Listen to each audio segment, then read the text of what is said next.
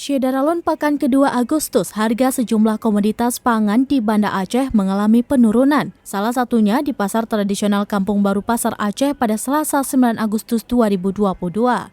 Iqbal, salah seorang pedagang di pasar tersebut mengatakan, saat ini harga sejumlah komoditas pangan mengalami penurunan. Berbanding terbalik saat Juli lalu, di mana rata-rata harga bahan pokok mengalami kenaikan yang signifikan. Untuk cabai rawit dan cabai hijau saat ini turun menjadi Rp50.000 per kilogram. Sementara bawang merah yang sebelumnya Rp60.000 per kilo, kini turun menjadi Rp35.000 per kilogram. Kemudian harga bawang putih juga turun menjadi Rp20.000 per kilogram. Dan tomat pun kini dijual dengan harga Rp12.000 per kilonya. Meski begitu, untuk cabai merah masih dijual dengan harga tinggi. Harga cabai merah masih bertahan Rp95.000 per kilo. Tepung terigu juga naik, di mana biasanya dijual dengan harga Rp8.000, kini menjadi Rp12.000 per kilogram. Dari Banda Aceh, Indra Wijaya, Serambion TV.